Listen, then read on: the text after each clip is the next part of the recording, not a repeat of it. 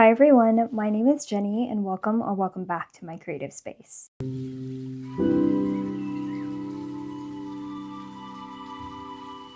today's video, I wanted to do a bit of a more casual reading wrap-up with you where as I chat about the books that I've read, I'm going to be coloring. So if you would like to color or do some sort of cozy hobby while I chat with you about what I've read in the month of March, that would be really fun. Whatever hobby you want to do, or just have me playing in the background while you do some housework, whatever. And I'm going to fill you in on all the books that I've read this month. I am going to be coloring in this adorable scene. To be honest, I'm not sure if I'm going to be coloring the entire page for you today because I know that when I yap, I get distracted and I stop doing whatever I'm doing. So we'll see how far I can get in with coloring this page while I fill you in on all the books that I've read this month. I haven't been really reading as much this month as I had in the prior 2 months. There are a few books that kind of put me in a slight reading slump, and we'll chat about that. And that's also the reason why I didn't really vlog this month. I usually like to at least have one reading vlog out, but because I really wasn't reading, there's not really any content for me to make in regards to a reading vlog, so I just decided to take the past 2 weeks off. But because of that, that means I can chat more in depth about the books that I've read and just have a full yap session with you here. As usual, I'll have my stats from Storygraph here for you to see and look at. I read 7 books this month, and I think my favorite book was the book that I started off this entire month with, which was Unloved by Peyton Corinne. This is the second book in the companion romance series where we follow these college students. The male love interest, I mean, there's only been 2 books, but they both have been from the same hockey team, and then the 2 female love interests have been friends. So in the second book, Unloved, we follow Ro and Freddie, and we start off the book where Ro is reminiscing on her very first college party she's ever gone to, and in her internal monologue, she talks about the fact that she's never been kissed before, and like she's never been to a college party, and like she's never drinking anything, and so she's kind of nervous, and she stumbles upon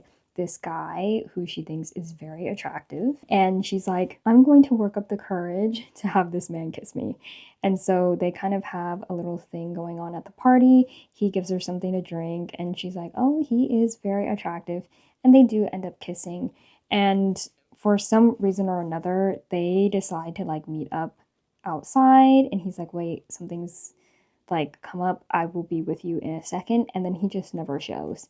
And so she kind of pines after him because she finds out that he is part of the school's hockey team. Because he's part of the school's hockey team and he's really infamous for being like a playboy, she's like, oh, I'm just like, you know, some other girl that's unmemorable to him.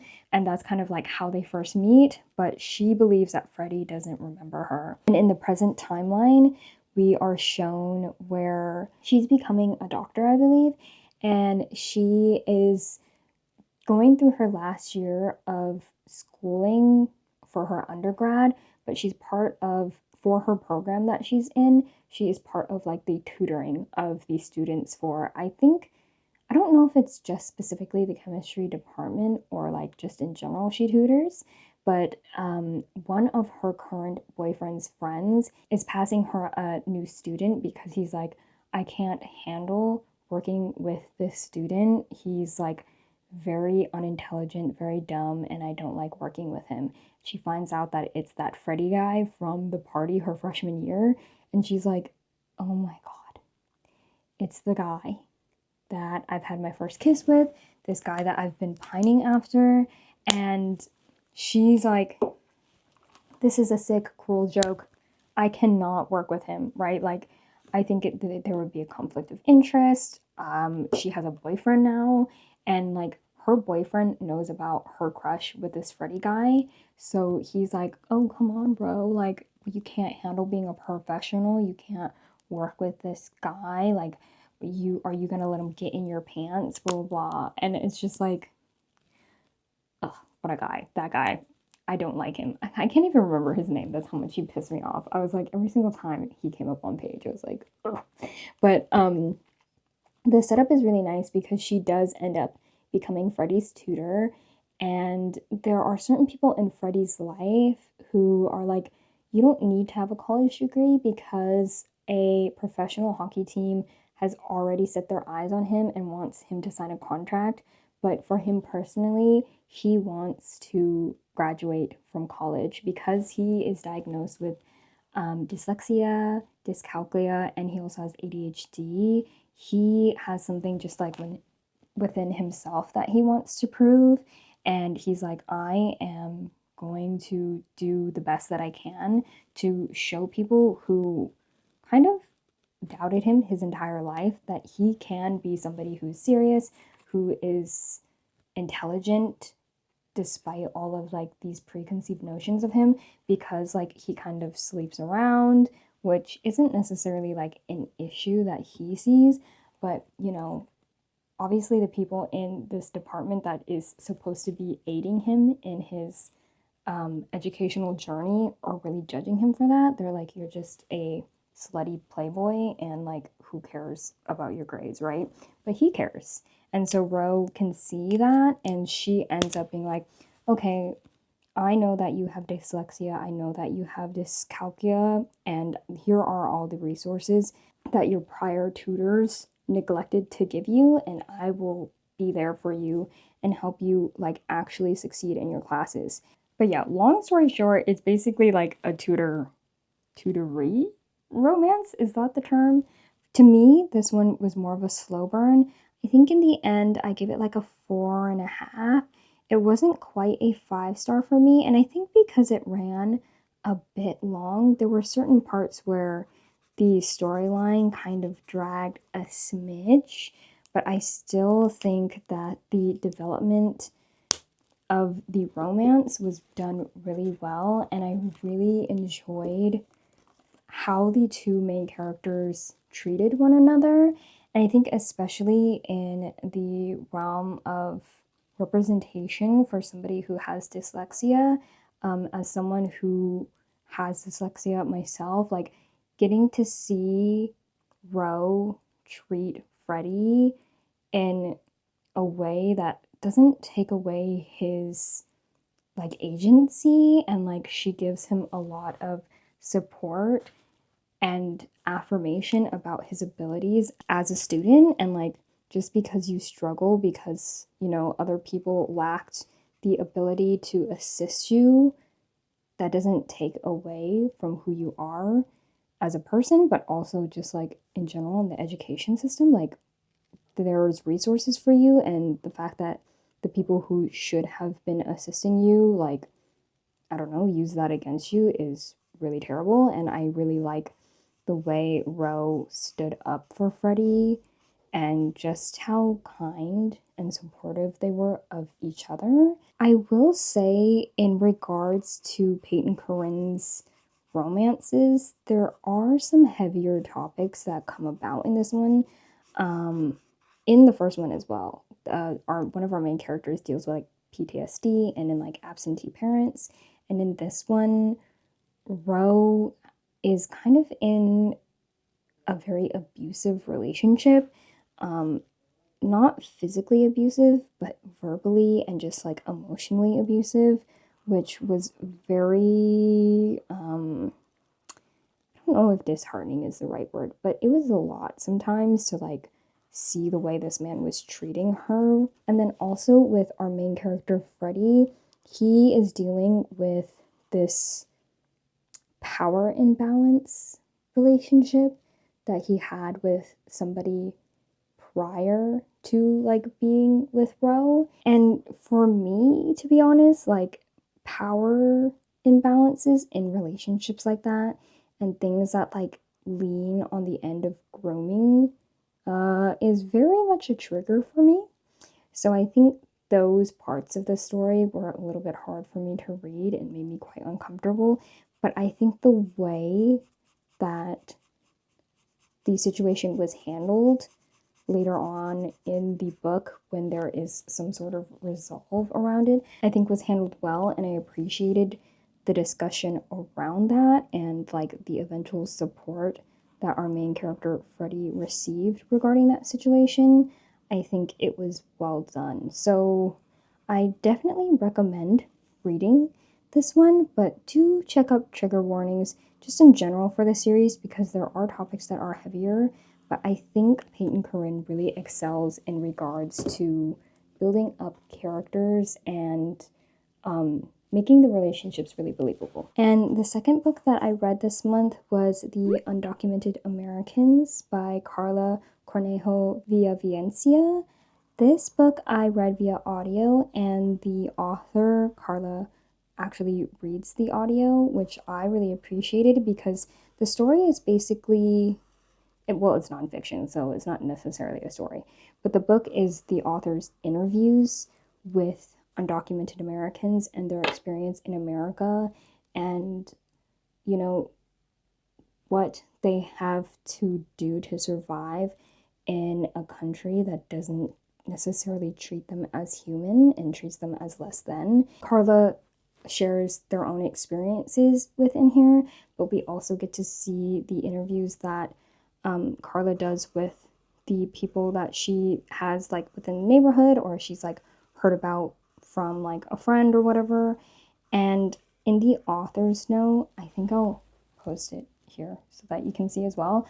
Carla talks about how when writing this book, they kind of actively translated the conversations that they were having in Spanish with whoever they were interviewing at the time, and that they took a lot of time in that translation, as oftentimes they see on American media specifically when we interview undocumented Americans, a lot of the time the English translation almost makes them seem like they're speaking very elementary in their language. Carla is using this as a platform to give these people a more authentic platform to speak about their experience.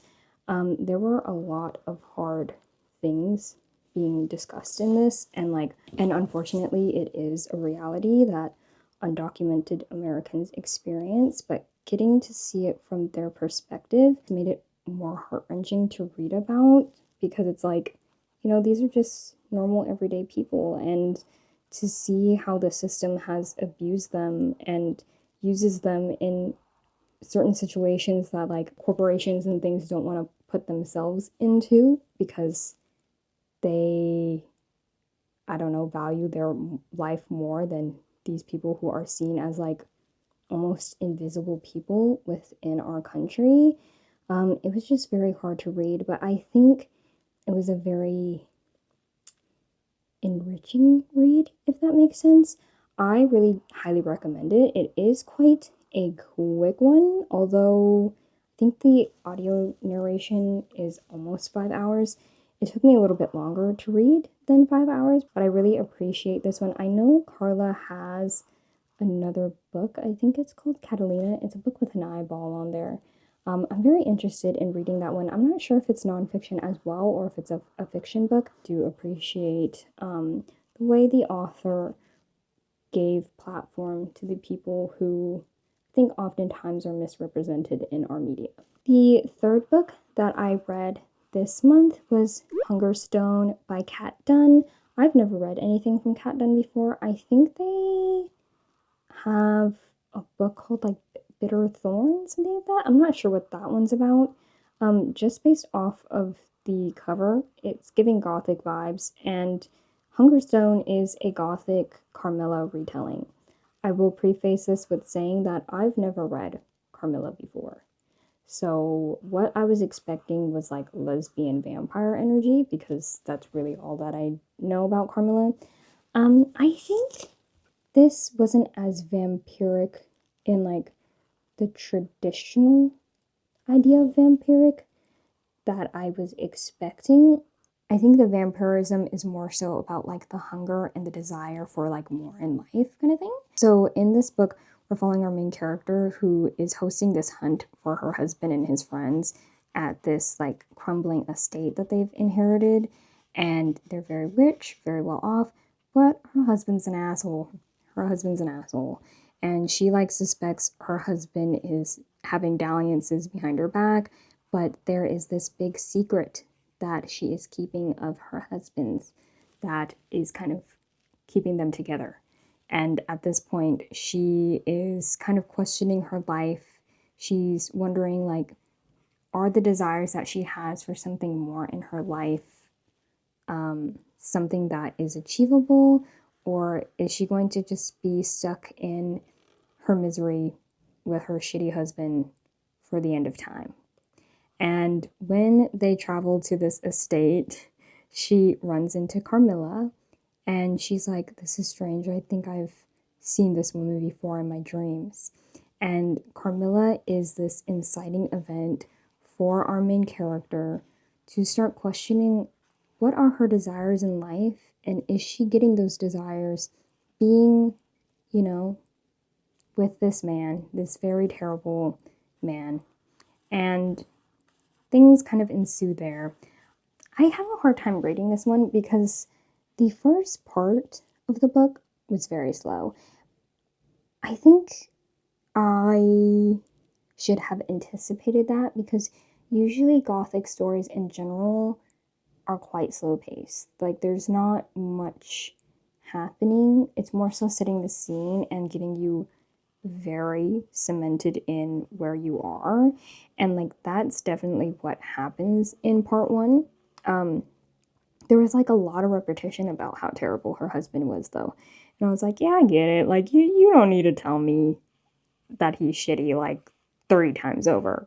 I got it. Like, I think that part in the book could have been cut down a little bit.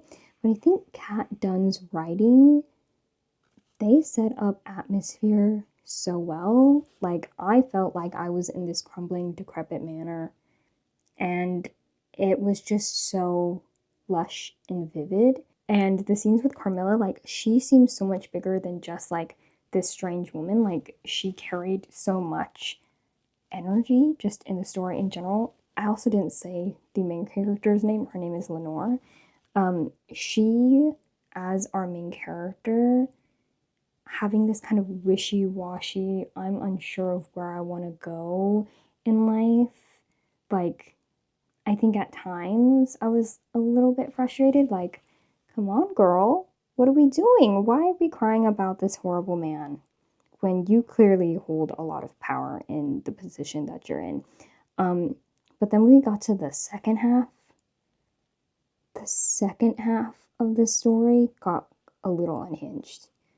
Not as unhinged as I was expecting, but a little unhinged. And it was fun. It was fun. But again, I think this wasn't as traditional of a vampire story as I was expecting. I think it's much more of an exploration of like the desires a woman holds in, I think, a society that kind of allows women, that does not allow women to have desires. And like their only desire is to like make their husband look good or whatever. Yeah, I really enjoyed it. I think now as I'm discussing it with you, it's a 4-star. Did want it to get a little bit more unhinged than it actually did. But you know, for a gothic story, I think it follows that genre kind of plot and pacing well enough. And the imagery of some of the horror scenes honestly shocked me. I do highly recommend if you want a gothic story, but I will say that going into the book, don't expect like very, very vampire forward, if that makes sense. The fourth book that I read is Witch Hat Atelier, Volume 13. I won't talk too much about this as it is very deep into the story plot of Witch Hat Atelier, where we follow this young girl, Coco, who wants to become a witch, and we follow her journey. This one just builds out some more of the world outside of the atelier that we are introduced to in volume 1.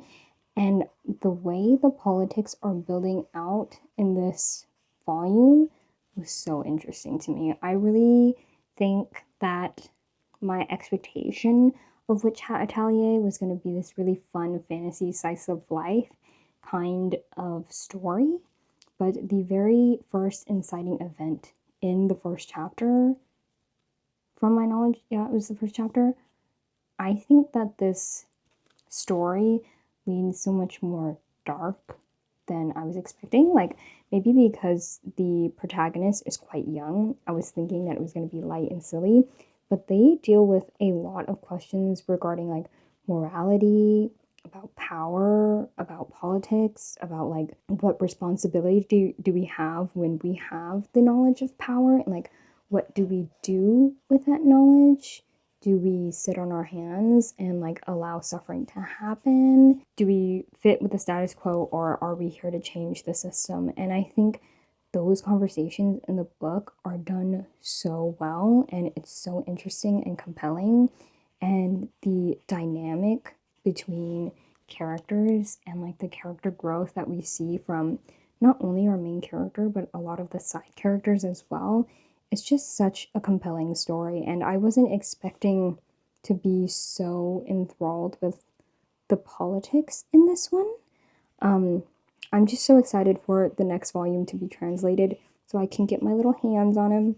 I am definitely going to ask my library to get it whenever that comes out. I know that I said I completed 7, but the next book that I read was actually a DNF, and I'm sad to say that I DNF'd Lady of Shadow. I know that Lady of Shadow was on my 25 for 25. I couldn't. This one follows Scarlet, who is like this baddie assassin gal, and she is going on a mission where she has to assassinate some specific person for her assassin lord that she works for. And the reward for her completing this job is that she gets to get more information about the person who laid a hit on her mother. So her mother was assassinated. She has no idea why. And, it goes from there. It's a fan row. So obviously, there's probably some very handsome, muscly man that she ends up being entangled with. The second book follows her in a slightly different area in the world, which honestly, I think Melissa K. Rourke's plot and themes in this one is very interesting, and I wanted to know more about the world. But here's my thing. Because it's fanrow, one of the most important parts of fanrow is the romance. And the romance in this one did not convince me at all. Like, even in the first book, I wasn't convinced of the romance. And I was like, okay, let me read book 2 and see where it goes. My issue here is that in book 1, her love interest calls her love. And I think I've talked about this. He calls her love, and she's like, don't call me that. And then, it's like fun and flirty the first time around because he's like, oh, love. And she's like, the fuck? I don't like you. But then he does it over and over and over again. I know that I had spoken to someone else about this, and they had brought up another reviewer talking about how it kind of pushes on the line of consent. And I wasn't even thinking of that at first, but I agree with that. And he just continues on and on about her being love. I love you. And it's like, you don't know her. You don't know her. Please stop. She doesn't know you. Please stop. The issue in book 2 is that I got to almost 30%. He called her love, I swear to you, in one chapter, and the chapters aren't long. Within 2 pages, he called her love 5 times. I swear to you, every paragraph had love. I was taking screenshots of it and sending it to my friend, and I was telling her oh, I'm gonna do a count. I had to search it in my Kindle, and I think love as a nickname, specifically as a pet name, was there for 120 times, and it was pissing me off, really pissing me off. And it doesn't make any sense because I don't feel like their relationship was built enough for me to be okay with that. And it just felt like I'm gonna jump the gun, I'm gonna make you the love of my life, and you're gonna just eventually agree with it because of Stockholm Syndrome. The saying where it's if you say it, it'll happen. He's like, if I just call her love this many times, she'll agree with it eventually. And I'm like, and I think because I was tandem reading it, hearing this man whisper love in like this British accent every two sentences was killing my soul. It was killing me. It was actually killing me. And the part about it that sucked was I was actually interested in the story. I was actually interested in the story. Um, was I interested in the main romance? Not at all. But I really wanted to see where Scarlett was going and like where the story was leading her to, especially in regards to the assassination of her mother. There are some character reveals about who her mother is that I was like, this is interesting. You know, what led up to her assassination? Who wanted to kill her and why? Right? I was very invested in that. But then this man was like, love, you don't have to hold that cup, love. I can hold it for you. And I'm like, babe, get out of here, please. Oh my gosh, it annoyed me so bad. Um, yeah, it was just too much. It's too much. Maybe if I pick it up again, because I do have the ebook, maybe I'll just read it and then I'll just omit every single time. Like, my eyes will glaze over every single time love drops on the page. But audio wise, there's no glazing over. There's no glazing over. It felt like they were overemphasizing the nickname. Oh, just talking about it. Just talking about it makes me feel ooh, like tingles up my spine. So that was a DNF. I am so interested in reading Melissa K. Rorick. I am going to be reading her Legacy series and seeing how that works. Like, I don't think her writing is bad at all. It's just like in a fan role, if you're not invested in the love interest and you're basically like drowning me in a pet name, it just really doesn't work for me. And I think because there was no build up or the pet name wasn't earned for me, it just really irked my soul very, very badly. The next book that I read was I Who Have Never Known Men. Because I DNF'd Lady of Shadow, I was like, okay, we gotta pivot. We gotta reconvene. We gotta pick a completely different genre and we're gonna have to see. This one is very beloved. I've seen it on people's like favorite books. I've seen people rave and rant about this, and so I had some high expectations for this dystopian novel. I'm not sure if it really hit in the way that I thought it was going to hit. So in I Who Have Never Known Men, these 40 women are in this underground cage for reasons unknown to them and to us at the very beginning. And we follow the perspective of the youngest person in this underground cage, and she's kind of just detailing her experience in this cage and how, you know, she's known her life, like her young life, she doesn't have distinct memories of, and she only remembers like herself being in this cage. And then one day, out of the blue, the cage opens and they escape.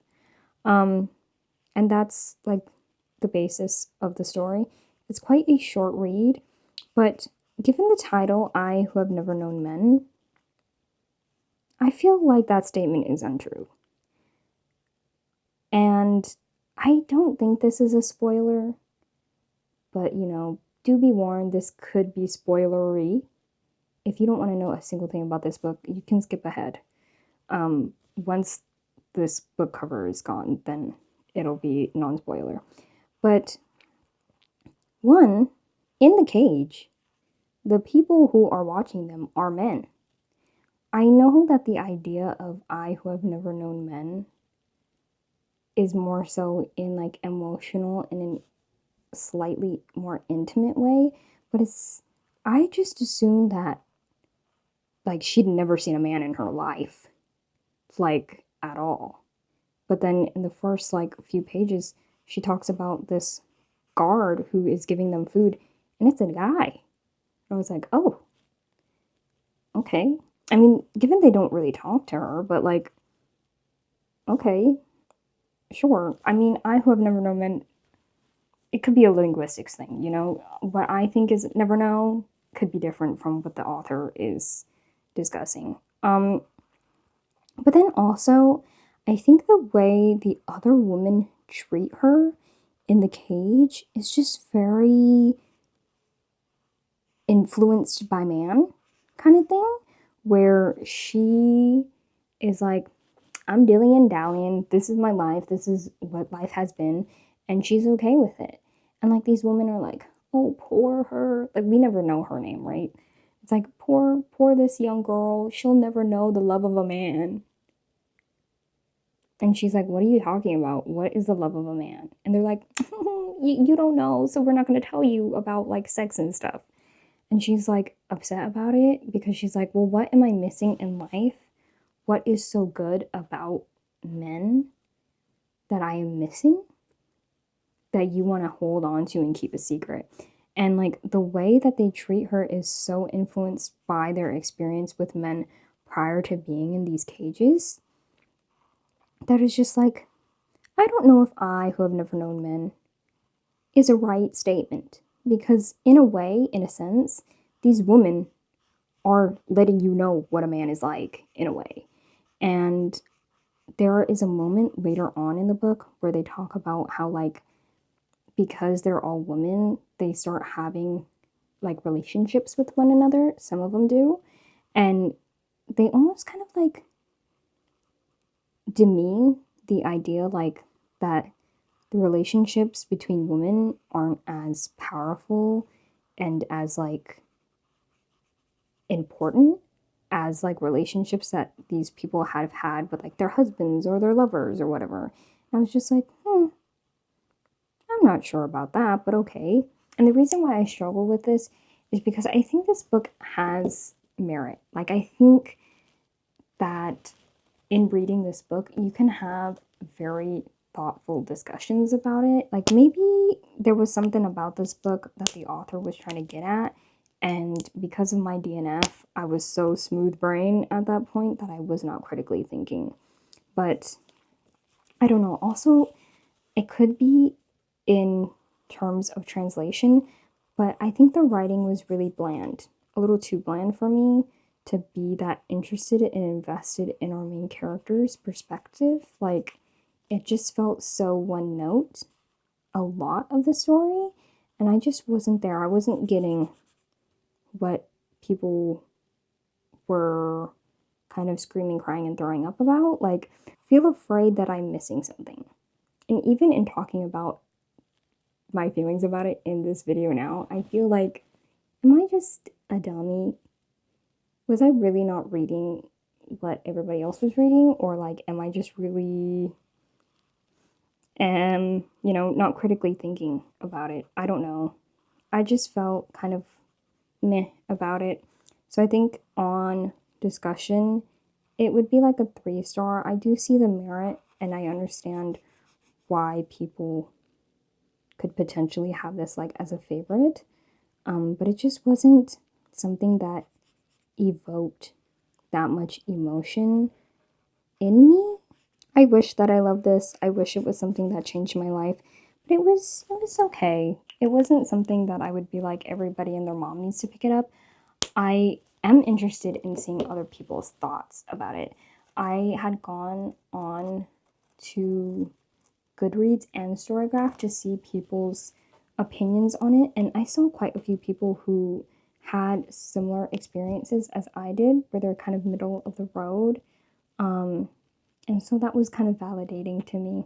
So other people who gave it a 3-star, I see you. Thank you for seeing me as well. And the next book that I have that I read was Our Infinite Fates by Laura Stevens. I will preface this with saying that I got an e-arc from NetGalley, so thank you NetGalley for giving that to me. I really do appreciate it, as Our Infinite Fates was a book that I was really anticipating for this year. It is this author's debut novel, and I unfortunately did not like the book, which I feel bad about because I had the arc, but like, being given an arc doesn't mean that I'm going to lie to you, right? Like, I'm going to give you my real opinion on the book, and I don't know that I like the book. No, it's not that I don't know it. I didn't like the book. I didn't like the book. Let's talk about the good things. I think Laura Stevens has a beautiful writing style. Very lyrical, very purple prose. Not purple prose in like a derogatory way, in like a positive way. Very beautiful writing. The first 20% of the book, I was really invested. I was really there. The interest was piqued. There were moments where I'm like, there are mysteries being laid down for us, and I want to know the answers. And we had very beautiful writing in regards to like description of like how these characters have loved each other and yada yada, all that. I think it's really well done. Well, actually, let me rewind. The book is about, it's first off, it's YA, but it's about this couple where their fate is intertwined, where they reincarnate, and in every life they fall in love with each other, and in every life one of them kills the other. And they're in this infinite time loop where just every single lifetime they will fall in love with each other, and then one of them has to kill the other one for unknown reasons. And that's kind of a mystery we are uncovering throughout this book. Again, writing, stunning. I think the writing is really good. I think Laura Stevens knows that they're a good writer. There's also moments in this where like one of the main characters writes like love poems to the other, and you can tell Laura Stevens was putting it all in there, laying it all down on those poems. Like, honestly, very well done. I really see the merit, I really see the vision. My issue here, the plot and the characterization. I am not going to chalk this down to it being because it's YA. I like YA novels. I've read quite a few YA novels that I feel are amazing books. You know, just because it's written for a younger audience doesn't mean that the story lacks in anything. But this one, the story was lacking in characterization for me. I feel like the author was really relying on the fact that the first like prologue chapter bit set up the fact that these two souls are entwined and they love each other in this one lifetime, and they will just love each other in every other timeline. And in the current timeline that we are in, and all the other flashback timelines that we see the couple like a month before they die. So we don't even get the build up to them falling in love with each other. It's just assumed that they love each other, which I mean, like, I guess, but I've seen time loop stories like that, specifically in like dramas and shows, where despite their souls being interconnected in another life, there is still building of the relationship in the current time frame. And then they have like an aha moment, like our souls have been connected through all these lifetimes, and like how beautiful and how tragic. And I feel like in this book we weren't given that at all.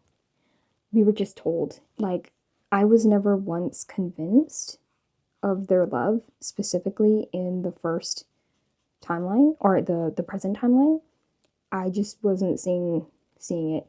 Yeah, they're 17, but I think honestly, as someone who once was 17, being in love with somebody and like having the inkling of an idea like this person could kill me, how tragic, the melodrama would be insane. Like, yeah, you could make it so dramatic and so believable. Like, you know, we've all seen Romeo and Juliet. Like, you could really dig deep into the melodrama that happens as a late teen and like really build out the angst. And I feel like there was none at all. Because it was just like, oh, he's the guy. That's the guy that I've loved when we were soldiers in World War One. That's the guy I loved when we were, you know, in some country in Asia and he was locked up and I wasn't. That's the guy that I loved, and da da da da da. And it just felt like the author was leaning too heavily on the past life thing, that we weren't able to build out the characters in the present. And without that build up, the sort of anticipation died out for me after the 30% mark.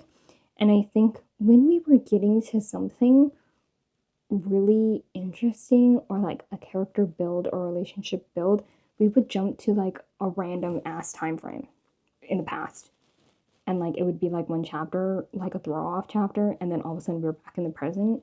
And then some of those past timelines just never came back up again. Or the past timelines that were shown, some of them I felt like did not impact the storyline at all. And I was like, what's the point of this? I think the issue here is that maybe the concept of the story, very interesting. The execution of that concept, I don't think hit the nail on the head for me. And it could have, but it just fell flat. And I think if Laura Stevens took out some of those past timelines and focused on building out like one or two, it could have really helped in development of the story. But that just didn't happen. And then the eventual reveal, kind of pissed me off, if I'm being honest. It was just like, are you serious? Are you serious right now? Laura was serious. Laura was very, very serious. I, on one hand, was annoyed. Very annoyed. I got a buddy read this one, though. And it was a fun buddy read. I will say, because Laura's writing style was really good, I am interested in trying another novel from Laura. I think they're releasing a fantasy romance, not under Laura Stevens, but I think L something Stevens.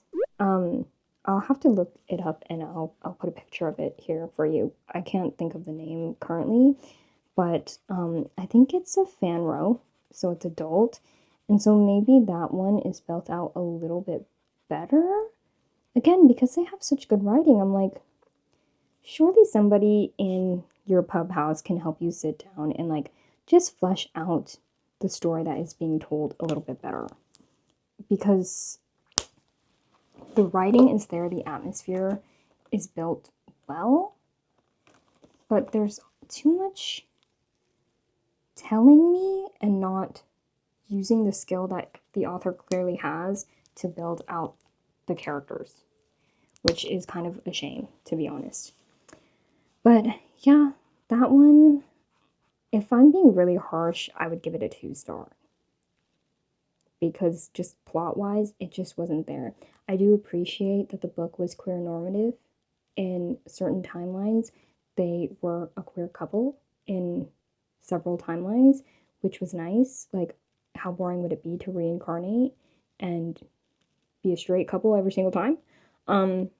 So I did appreciate that. And I did appreciate the writing. I think there is some work that needs to be done in regards to plotting and pacing and just how we set up the reveals in the story. But yeah, that was our Infinite Fates. I will say, give it a go. Sample the first 20%, because that was when I was having the most fun. I was having the most silly, goofy time. But it kind of went downhill from there, which I'm, at this point, because this book put me in a slump, I feel really bad about saying that.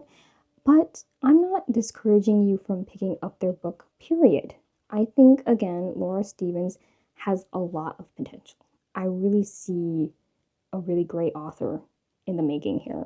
I just think that there needed to be a little bit more time in fleshing out the story that was being told. I've been filming for almost an hour now because I keep pausing to color, but the last book that I read this month was Empire of Gold by S.A. Chakraborty. This is the final book in the Daevabad trilogy, and we get to see the closing of our main characters, Nahri, Ali, and Dara. And I had a pretty decent time, as decent as you can when you're in a reading slump, and as decent as you can when the author is clearly trying to hurt your feelings. There were several heart-wrenching things plot-wise that I can't say because those could be spoilers. Um, but there's like certain storylines with relationships in this one that I was like, Lord, Shannon. Shannon, what are you trying to do? You're clearly trying to hurt me, and I don't appreciate it. I don't appreciate it at all. I think that it's so interesting, kind of reminiscing on who specific characters were in the first book and seeing how they grow on to book 3. I think the most compelling character arc for me in book 3 was actually Prince Ali, and seeing how he navigates who he is, where he is in the world, and how like the world has changed from like, I think it's maybe like a 7 to 8 year like time span, maybe even more, to be honest.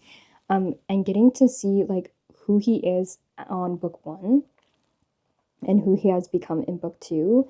Like, the thing is, yeah, he can be very whiny and whatever, like since book 1, but I think Ali, one of the great things about his character is that he stands for something and he'll stay standing for what he thinks is right. And I really appreciate a character with conviction. Whether or not you agree with him or not, like, that's not necessarily important. But I do like a character who has a belief and has a vision and wants to execute those beliefs and visions. Ali and Nahri have that similar experience in their lives where they have a belief and a conviction and a idea of what kind of world they want to be a part of, and they have the gumption to go for whatever they want. And I appreciated that narrative being carried over to part 3, or not part 3, but book 3, and how that conclusion comes about. I will say this wasn't quite a 5-star, it was a 4-star read for me. I wish that we got a little bit deep of a dive in regards to our character Dara. I think given the politics and the climate of the story and like who he is in regards to the story, I won't say because it could potentially be a spoiler, but like who he is in the narrative and where he is in book 1, there's so much to be discussed in like the idea of agency and like who are we given our lineage and like what we inherit from our ancestors. Those like deeper discussions of his character, I feel like we didn't get to deep dive as much as I wanted to, and that was a little bit disappointing to me. Like, I feel there are a lot of deeper discussions and themes regarding who Dara is that could have been talked about.